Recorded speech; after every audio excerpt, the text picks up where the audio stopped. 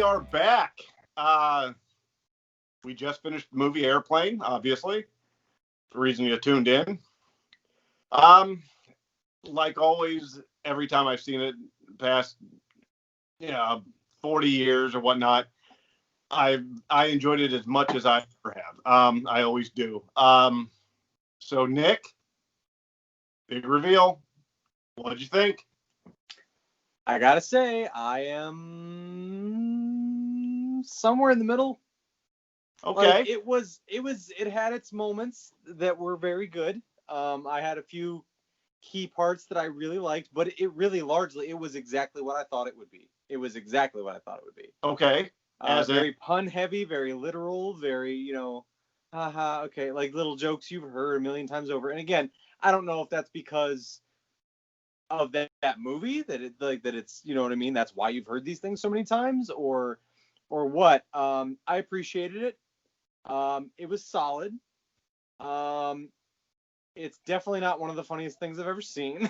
It Okay. was, it actually really, and I mean, that's kind of what all this stuff is taken from, but it was like, it's one of the scary movies, or what, it's all those movies that are not another teen movie or whatever, all those different movies, because that's what it was. It was a parody. It's the grandfather of them. Something, yeah, before all that. So I did appreciate it. I think I understood it most of the time. Like, things that were, I could see you guys down there like laughing and stuff and like looking for a reaction. And I'm like, I get why it's supposed to be funny. I just don't really think it's that clever funny. Like, it's not like it didn't exude the reaction of like, but again, I didn't grow up with it or thinking like, oh, there's this, great parts coming up or whatever. But no, it was solid. Like, it wasn't, I definitely wasn't sitting there going, I can't believe they made me watch this shit. I mean, when you're first feeling it out, I forget which one, there was a joke that they made right off the top that was it was something like incredibly literal. And I was like, uh-huh. So like, but, yeah, no, I like, it was good. It was good. It was, now let me ask you though, both of you. Yeah. Is this like, do you consider this one of like the best comedies for you guys? Like, is it on your Mount Rushmore of like comedies? Okay. And I mean for the sake of being funny. Sure. Not necessarily like what it meant culturally or like, but like when you think of like hilarious movies, like, is it like that kind of thing for you guys, or is it? I think it might be. Okay. At least for me, you had. I'll base it upon the reaction that I had with watching it with Brian, because him and I were laughing literally at the exact same parts, just as hard. Mm-hmm. I was trying to contain my laughter so I didn't interrupt your thing. Brian was belly laughing like nobody's business.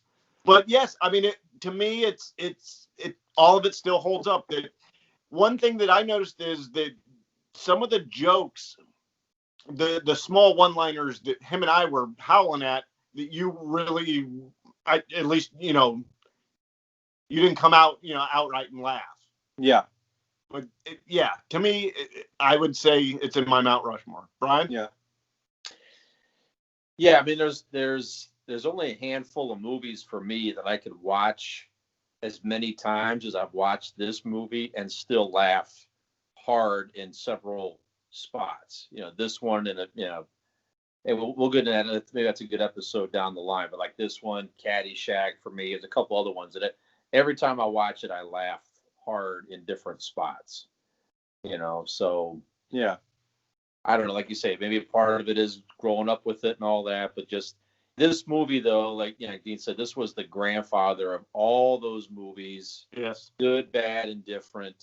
There was nothing like this before when this came out. It was a whole different type of humor. Maybe that's a whole thing. Maybe that's one reason why Dean and I, it's made a little different for us, because you have seen a lot of those terrible movies prior, like scary movies and crap, and a lot of those I don't find funny whatsoever for me. Yeah. Because this one set such a high standard for me growing up, you know what I'm saying? So it was, a lot of those felt like they were trying to copy this and Naked Gun and all that. So yeah, it would be interesting for me anyway if some other time we do watch like some of their another couple of theirs and see if it's a similar reaction for you or Yeah. nah, Yeah. I'm just sort of whatever. Like Naked There- Gun would be definitely one for me that I would say we definitely would want to try to do some other time. But Yeah. I don't There know. was Definitely definitely up there enough. for me. It would be in my top 4 or 5 of all time, sure, for me. Yeah. There was definitely enough there to where I wasn't like, it's not like I hated it. It wasn't like, or anything like that. But like what I could liken it to was like growing up when I was younger, the funniest movies in the world to me were Austin Powers. And I've seen them since, and it's not the same, but it's still like those nostalgic things are like, oh yeah, this part, like. So I feel like if I showed my kids right now, who are 9 and 5, Austin Powers, especially my 9-year-old, it would be the funniest shit in the world. Now, Sure. if I didn't wait and show my 9 and 5-year-old till they were, 30 or 20, late 20s or whatever, they'd probably be like, okay, I get why it's supposed to be funny or why like what parts are supposed to make you laugh, but like it's just a different thing. I think that has a lot to do with it. But like I said, I'm not shitting on this movie at all. Like it was good. There was a few key parts that I really picked out that I really liked. The first one that made me legitimately laugh was she was asking for a piece of light reading on the plane. Spoiler alert to anybody who's not seen this, like in the last 40 or 50 years, but when they said we have this leaflet on famous Jewish or star Jewish athletes or something, or Jewish sports legends or something like that. That was funny. I really liked the Kareem Abdul-Jabbar part with the kid where he was like, my dad says you don't even try that, or I watch all your games. My dad says you don't even look like you try that hard. You don't even go back on the court or whatever. And when he set him straight, that part was pretty funny. And honestly, the other one that I really picked out was probably the one that Dean never saw. It's like the little at the very end when you said that there's a part at the end with the guy in the cab that was the most clever joke in the entire movie to me. Was the fact that they went back and were like, hey, remember in the first scene when he ditches the cab to get on the plane, that guy's still sitting there and he goes, I'm gonna give him like 20 more minutes, and then like he's been sitting there this entire time. Like that was the most genius joke to me. Like that was really clever that they like did that and threw that at the end. But yeah, no, it was good. Like, and I mean, I got why things were supposed to be, or not that they weren't funny. It didn't catch me the same. But yeah, I mean, I think I got most of it. I did like you guys explained to me in the middle that the one lady that was talking to the 2 passengers that was doing the jive talk or whatever, that I didn't realize that was the mother from Leave It to Beaver. Leave It to Beaver. I was gonna say, I know it's not called that. Leave It to Beaver. So that I could see where that would make that a little more funny at the time. But yeah, I mean, solid movie. The guy, I will say also, the actor that stuck out to me a lot was the guy that kept doing I picked the wrong day to stop drinking. I picked Lloyd Bridges. Wrong day to stop amphetamines. I picked the wrong day to stop sniffing glue. Like he was MVP funny. for that. Yeah, he was good. Yeah, I really like that. Then you're really gonna, if we do it, Hot Shots. He's one of the leads in Hot Shots. Okay. Yeah, he's been. I tell you what, I think what the one thing that I, as I'm watching, every time I watch it, especially the older I get, I remember like me and my brother would go around reciting that whole movie. I mean, not like from front to back, but like every joke and reference we ever made as kids, that movie was in it. One of those lines were in it. Yeah. And it's just, to me, the nostalgia, like you said, it brings you back to your youth. But still, even without the youth and the memories and of all that, to me, the jokes still hold up. Everything holds up to me. Yeah. Yeah, some of the stuff you can't really do today, like we were talking off camera, like the whole Peter Graves, child molester type thing. With the kid. It's funny. I still laugh at that every time because it's so off the wall, especially for Peter Graves, and I don't know. That was pretty good, but I mean, you can't really joke about that today. Huh? I don't know if you could do the jive talk today, like that whole bit. Maybe not. I'd be pushing it. Yeah. Now, and I even like my 2020 brain. Johnny, I think was his name, the gay character that yes, they winked at or whatever. That he, little thing. I mean, that's your 2020 brain where they're like the one like, ooh, there's a sale at Penny's or whatever, and I'm like, Right. like this has been the problem with our culture is that we, you know what I mean, like, oh, like that's not a man, but like that's now. They never said he was gay. No, I know. Well, yes, okay, but I mean, just the it certainly points to things, and they're poking fun at homosexual culture or stereotypes or whatever. I get the different time and stuff, but Nick, Brian, I cannot tell you how many times randomly throughout my childhood, either me or my brother at some point would jump into a room and go, and Leon's getting larger, and shake the guy, whoever's you're in the room with, his belly. Yeah, yeah. I had a situation at work. Okay, this is years ago, and a guy came up to me, and it was like you couldn't have asked for a more perfect, because this would never happen. And he hands me a piece of paper. Okay, Dave Murphy, if he's watching this, hands me a piece of paper, and he goes, "What do you make of this?"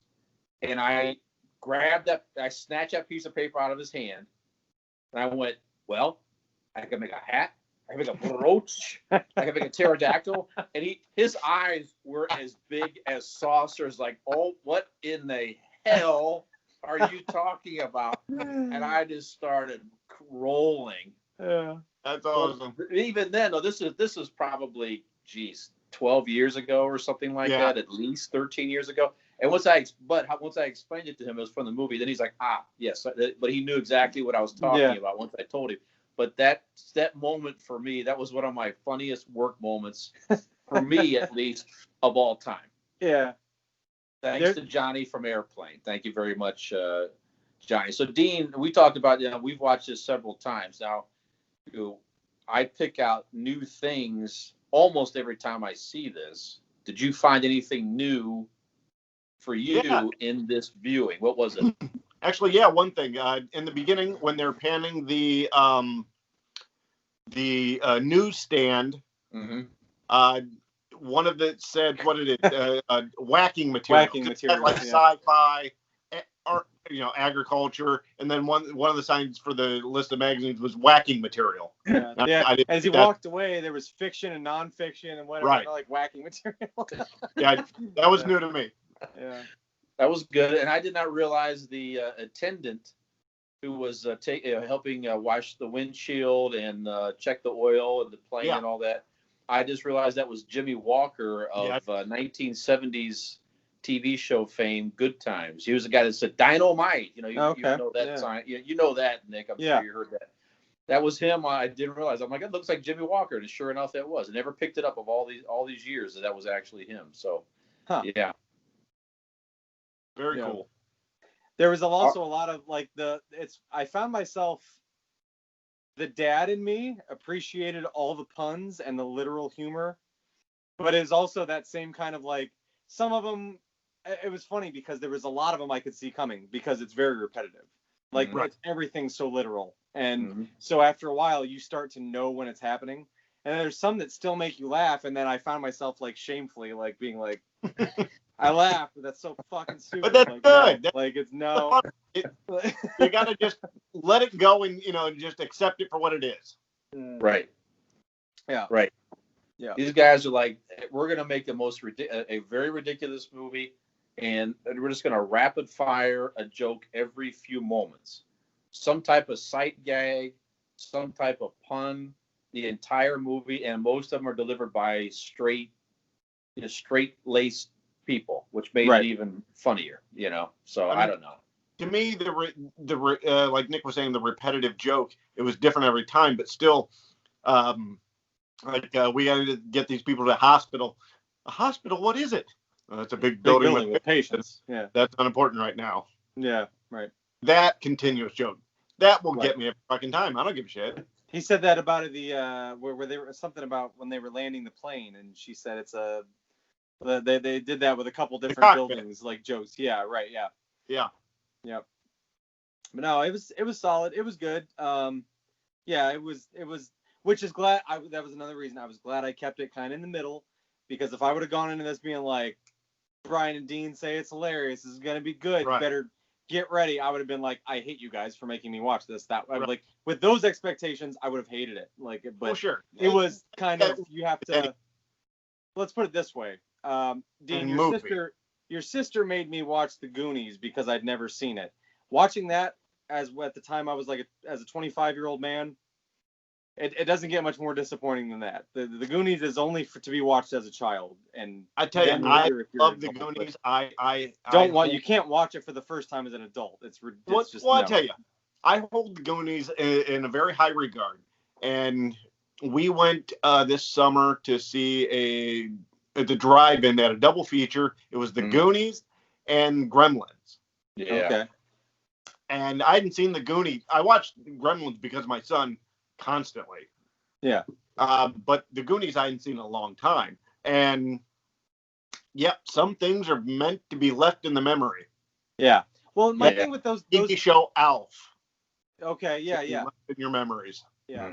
Those classic kids things, a lot of those things, whether you're talking about if you're talking about the Never-Ending Story or like the Dark Crystal or the Labyrinth, or even if you can find cheesy things, it's like there's still something visually cool and interesting to ignite the imagination there. I've never seen the Goonies any of those. has sloth, and that's it. It's just kids in a cave. It's really right. There's not, I feel like unless you saw that as a kid and then carried it with you through life, it's not something you can just pick up and enjoy. There's nothing visually entertaining about the Goonies. It's just kids in a cave. But Labyrinth. I digress. There are the Labyrinth, Dark Labyrinth. Yeah, the Labyrinth and the Dark Crystal are two separate, but yeah. Okay, well Similar, those two and the Never-Ending Story I've never seen. Seriously?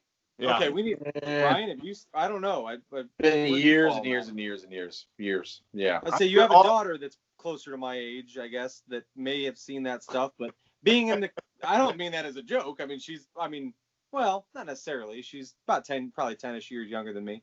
But I mean, that might have been more popular at that time. You kind of felt weird with that because it wasn't around when you were a kid, but your daughter may have just missed that. But it's in that, I mean, culturally speaking, that's one that I feel like still, I mean, surely it's a kid movie. So which one, the Labyrinth or the Never-Ending Story? The Never-Ending Story is probably the biggest culturally of those movies that I named. It's just kind of the big one. I mean, I know of it, just never seen it. I am serious, Nick. Don't call me Shirley. So let's get back to the. Sorry. Yes, that's all right. So let's compare, Nick. So yeah. This was okay for you. What is, just a comparison, like what is one of your funniest movies you've ever seen, in your opinion, please? There's a lot of different styles. So I don't know, like Weird Science is one. If we're going in like chronological, I'm trying to think back. So one of the earliest movies that was made that I really enjoy and to this day still find hilarious is Weird Science. Weird Science, yeah. Dumb and Dumber is one that I still like a lot. Have always liked as when I was younger. Newer, Wayne's World's a big one. I've always loved Wayne's World. And then I don't know, like there's newer style movies, different. Not necessarily that there are jokes. It's just the way that things are delivered. Like Forgetting Sarah Marshall always comes directly to mind. It's like one of my most hilarious movies. I laugh all the way through that movie. Really? There's just different ones, like current ones. But yeah, I mean, if I had to do period pieces like 80s, 90s kind of throughout, yeah, I would have to Jim Carrey and Mike Myers movies. Oh, and I like can't forget actually a lot of early Adam Sandler's movies. Wedding Singer was a big one for me too. Happy Gilmore, Wedding Singer, stuff like that. So little all across the board. Okay. All right. Yeah. That's an interesting comparison. Some of those are similar, sight gaggy and things like that over time. So okay, so you can appreciate similar type humor. Yeah. More dialogue, I guess, based is like comedy, I guess, is where I fall. I find that stuff funnier than like gag things, I guess. Okay. But, yeah. All right. Well, Nick, have we convinced you to take in another Abrahams Zucker movie, which would be pretty similar humor, but it's just the production value is a little bit more because they got a little more of a budget after this one, but it's still the same type of thing. And if you're looking at like cultural, like 70s, 80s, type thing, I would suggest if you're going to go his, closer to him, I think Hot Shots would be a little more in his wheelhouse, I believe, than the Naked Gun. I mean, to me, those two, are what you go with next. Okay. I would think with his age, I would think Hot Shots might be the route to go, because the Naked Gun is going to be very similar in a period type, visual jokes. Actually, the Naked Gun might be a little more in its time jokes. You know what I mean? With the George Bush, and although the baseball part is holds up still pretty good. The whole movie to me holds up. I loved it. Yeah. I mean, all right, so 1A and 1B to me with Airplane and Naked Gun. Okay. So I would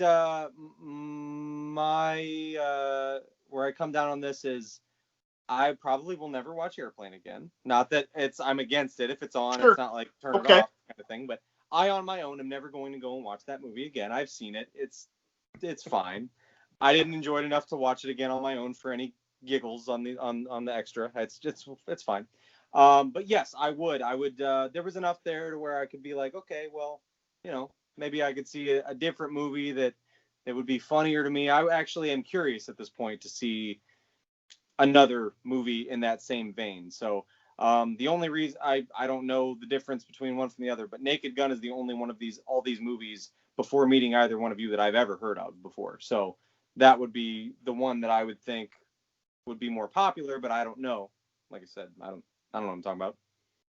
Okay. Well, we can go back and forth and make that debate, off camera, and figure out which one could be next. Yeah. Or should be next. Sure. Yeah. Okay, good. Solid. Not bad. I'm not mad at you guys, so that's good. Good. Yeah. It wasn't intended to be a goof. This is something that we definitely enjoyed growing up, and definitely wanted your perspective. I've got to ask, how much of you guys died inside when I wasn't like? Were there? How did you? Where was your side of it? Were you guys like watching the screen, being like?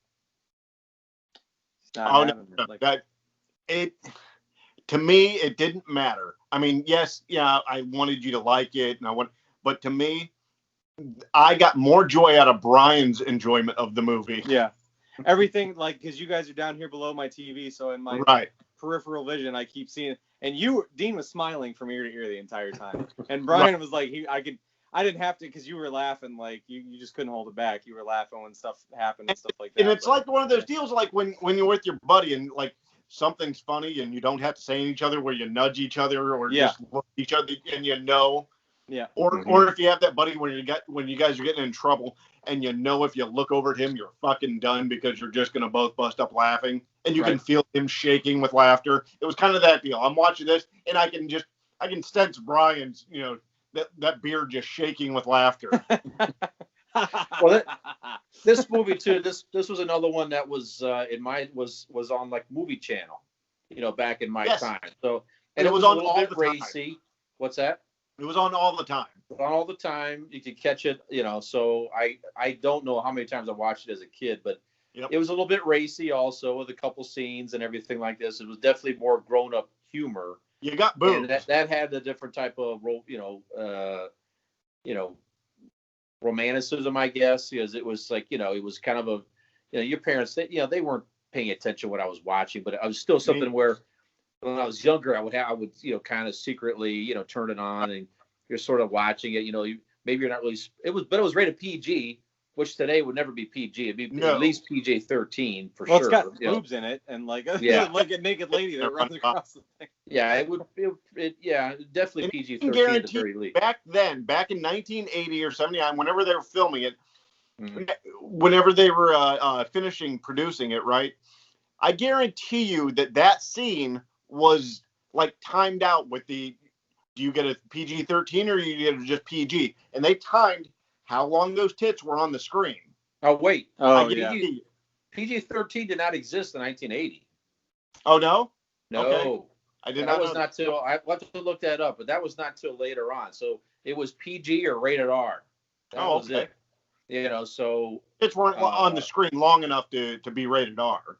Well, right. I mean, it was, but obviously that's why they put that other layer in there, because they realized that, Star Wars to, naked boobs on the screen, it's not the same rating. Right. They eventually came up with something, mid-level there, but. We were hoping in that Princess Leia, that gold bikini, though, but it just never happened. All right, guys. So that's a very enjoyable experience with both of you. One guy I knew for sure would definitely enjoy it, and Nick, your honest opinion, is good, and glad that you're convinced to take in another one, and we'll plan that for another time. Yeah, I appreciate you guys letting me into your world here. It was good. Yeah. And I tell you, Brian enjoyed it so much that the behind him went blurry. That's how hard he was laughing. His environment behind him went blurry. I mean, you realize how fucking hard you have to laugh for your scenery to go blurry? Did I have the blurred background on? No, not before. Oh, okay. All right. So the next episode, guys, we'll probably do another superhero battle bracket. We'll do that next. We'll have to plan that, then we'll figure out what the next next episode will be beyond that. Yeah. So we have list. We have what's that? We have a list of topics we can get into, and that's what people don't see is the behind the scenes is really where the convincing starts. Yeah, right. Convince each other which one we should do next. So right. Yeah. All right. So we appreciate our fans for tuning in. We have gained a few more page followers and likes over the past week, so we definitely appreciate that. So if you're new to us, thank you. Yep. Do we have any new listeners in other countries, Brian, to shout out? What do we got? No, we don't. No, not yet. We still have our single listeners in Singapore, Canada, UK, and Germany, I believe. Yeah. Right. So, if you are new to this, can I interject real quick? I'm sorry. Yes. I'm sorry for interrupting Brian and Nick, but I just realized you guys may have said it, and I don't really pay attention to you two. So, but I just realized and found that Convincing Idiots is on Apple Podcast. Yes, that's right. Yeah, dude. I was using Spotify to find it earlier, but it's on Apple as well as Spotify. Yeah, right. Correct. And I do know that Apple Podcast, one of the big things for podcast is the ratings and reviews. Yes. More ratings and reviews, the higher you go for when people look for genres such as ours, for whatever you want to call this, nerd culture. So what is our genre exactly? Yeah, I mean, idiots. Yeah. So I wanted to implore everybody who's listening, rate, review, subscribe, obviously. And also, a little pro tip.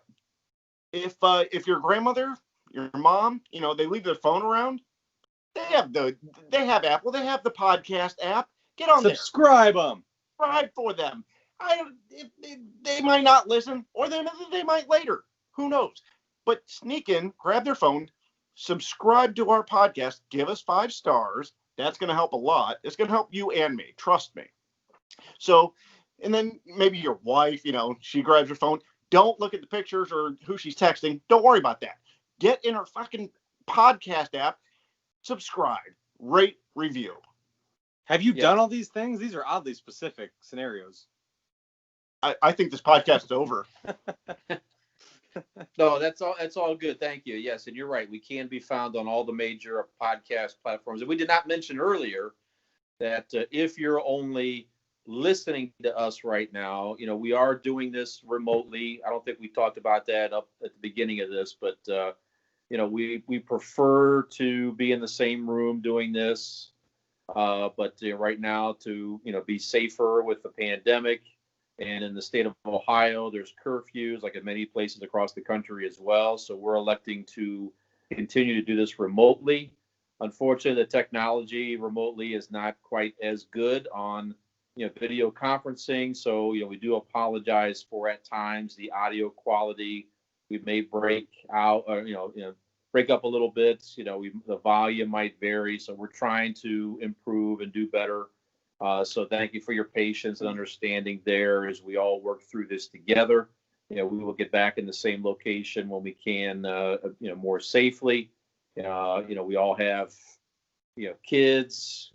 You guys certainly have younger kids and all that. So we're just trying to be as safe as we can. So we appreciate everyone for listening and watching and all that. And beyond the podcast, guys, as most of our new fans may not know, is we can be found on Facebook at Convincing Idiots, our page name. We can be found on YouTube, channel Convincing Idiots. Nick, where else can they find us, and how can they contact us as well? They can contact us via email, which is convincingidiots@gmail.com. And also we are on Instagram at convincing_idiots. And that's, drop us a line, let us know. We've got a couple different things going on with the superhero bracket and stuff like that. We've already teased in the last episode that our next round is Flash versus Captain Marvel, I believe. So feel free to give us some comments or give us some feedback. We like to take in, we talked about maybe if anybody gives us any feedback or likes one hero over the other and gives us some good reasons why, that might count as a vote. So please feel free to comment and interact with us in any of those platforms that we just mentioned. And it's been fun. Obviously, if we had our own way, we'd all like to be in Brian's basement making out and stuff, but we can't. So we'll just keep doing it this way. And I promise until then, we'll either get some better microphones or something. But for now, we're just roughing it out here. For anybody who's not watching and is just listening, I promise you, the audio is going to get better, and Nick will be funny sooner or later. I promise you that. Just wait for it. So with that announcement, we're sorry that Dean's leaving the show because the audio's got to get better, but it's the only one way we know how. So apologies. All right, Nick, you want to go ahead? What's that, Dean? I said he's stuck with me. It's true. I ain't nowhere. I chose. Yeah, by marriage. That's right. Yeah. I chose this life. That's all right. Right. So, gentlemen, it's been a blast. I appreciate us all taking time out of our lives to do this. If you've listened this long or watched this long, from the bottom of our hearts, thank you. We appreciate it. Yes, so much. For Convincing Idiots, this has been another great episode. I am Nick. I'm Dean. I am Brian. Have you been convinced? Peace. Cheers.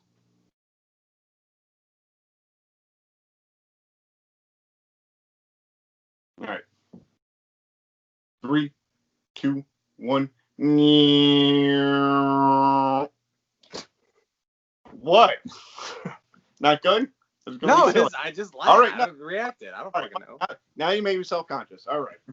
I'll do a fucking intro. All right. You shake your head. What? It was an airplane. We watched. I got that. Yeah.